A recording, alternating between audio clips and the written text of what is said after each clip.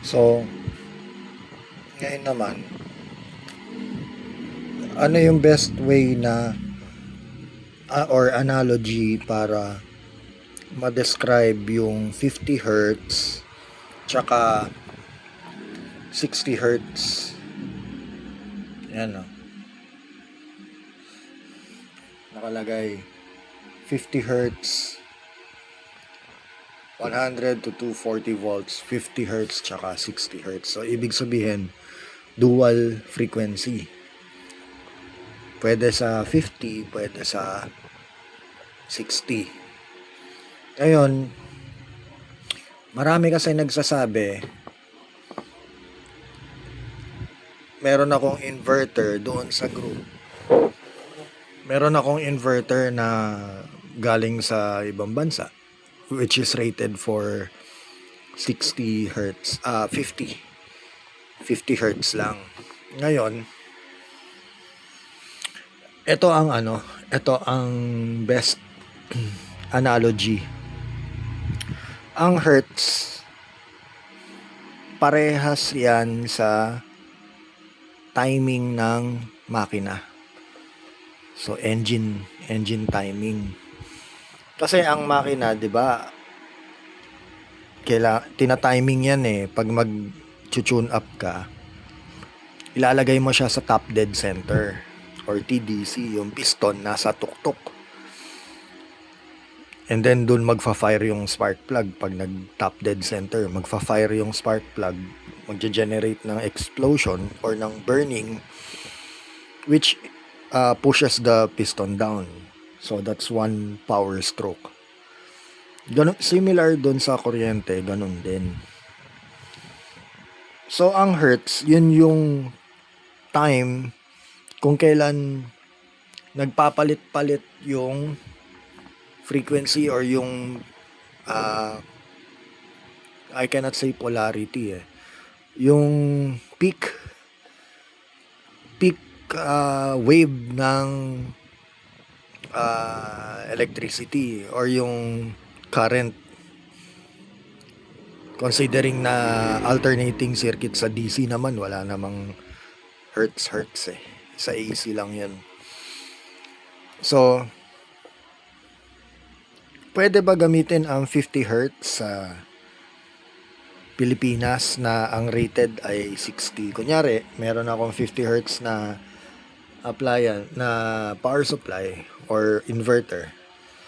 Pwede ko ba siya gamitin sa 60 hertz na appliance? Manggagaling yung power from 50 hertz.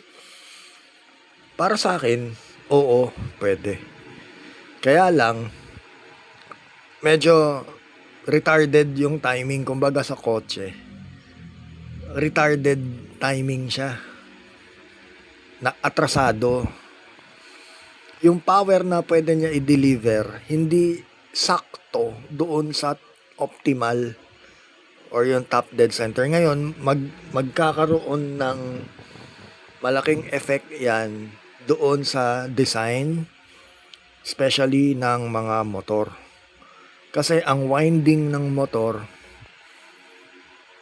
synchronous yan. Ibig sabihin, nakasynchronize yan doon sa flip ng positive and negative magnetic field. So, depende sa construction ng coil, kung yung north and south niya, kung ilan times ang commutator niya. Or yung capture niya doon sa wave na yon, yung pinaka magnetic field na yon. So kung 2 pole lang siya, 2 pole, mahaba yung i-rotate ng motor just to catch up. Ngayon, kung gagawin mo 2, gagawin mo 4, gagawin mo 6 or 8, 10, 12, kung ilan man, depende sa coil structure ng motor. Siyempre, the more coils, the more smoother na iikot yon, kasi it will take a shorter time na mag-produce ng push or pull doon sa magnetic field. Doon ngayon nagkakaproblema. Minsan, hindi alam yung design ng coil kung kakayanin ba niya yung retarded timing ng 50 Hz. So, bakit may mga appliances na katulad nito? Dual frequency. Ayan, no? 50 to 60 Hz, 1.1 ampere. 100 to 240. Kasi, ano to switch mode power supply, SMPS. Nag-a-adjust siya ng duty cycle niya. Bababa, tataas, depending on the PWM signal or pulse width modulation signal na nare-receive niya from the mains input. Ayan. So parang ganun din yung idea ko. Sabi ko nga, hindi tayo matalino, pero marami lang tayong idea. Yung ibang mga idea ko, hindi pa tested. Kailangan matest muna to validate kung talagang okay ba o hindi. Yung iba, outright na palpak talaga. Ganun talaga ang taong maraming ideas. Ngayon minsan kasi nababash agad dahil yung idea na meron yung isang tao hindi accepted. Tama man o mali, hindi siya accepted. So, before you judge people, mas mabuti na kasi meron mga inventor diyan or scientist inventor na nagsimula lang sa pagkakamali pero ang laki ng na-contribute sa society. Dahil lang doon sa simpleng pagkakamali, na-discover yung ganito, na-discover yung ganun. So,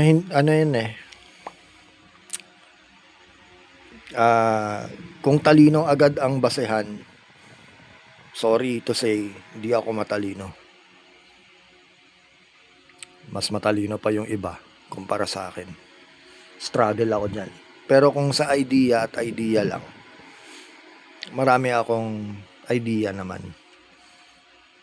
So, yun lang. Parang, kasi I get tired of hearing people na, ay, hindi bawal yan sa Pilipinas. Pang ibang bansa lang yung inverter na yan kasi 50 Hz. Pwede gamitin.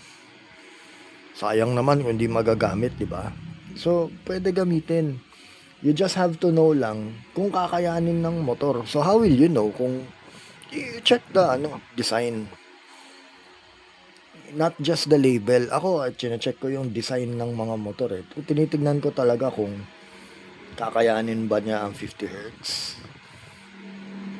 Kasi ang winding niya, maganda armature nito, maganda commutator nito. Maraming stepper motor to, ibig sabihin ganun. So,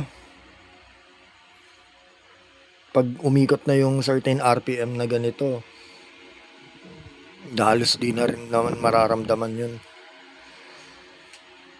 Posible na mag-iinit pa rin. Kasi nga, retarded timing. Baliktarin naman natin yung situation. Pwede mag-iinit at mag-iinit. Kasi iba yung frequency nga naman. Pero, gagana. Aandar. Baliktarin naman natin ang sitwasyon. Ang ginamit mo na supply, 60. Tapos, ang pinaandar mo, 50.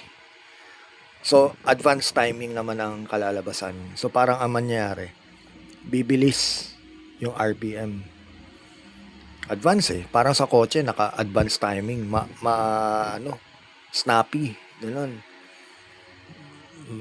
Walang delay. Ganun, snappy. At what expense? At what cost na magkaroon ng ganun? Siyempre, may mga trade-off yan. So, yun. Possible din na sobrang advance. Mangangailangan ng high octane fuel to keep up. Yung power naman ngayon ang babawian niya. Di syempre, umandar na mabilis. Di syempre, huhugot ng power ngayon. So, yung voltage mo naman ngayon ang babawian niya. Parang ganun. So, in my case kasi yung inverter ko, 50 Hz, 240 yung nilalabas niya. Kinompare ko ngayon sa cheap inverter na 220 something volts at 60 Hz. Mataas ang frequency, mababa voltage. Yung isa naman, mababa frequency, mataas ang voltage.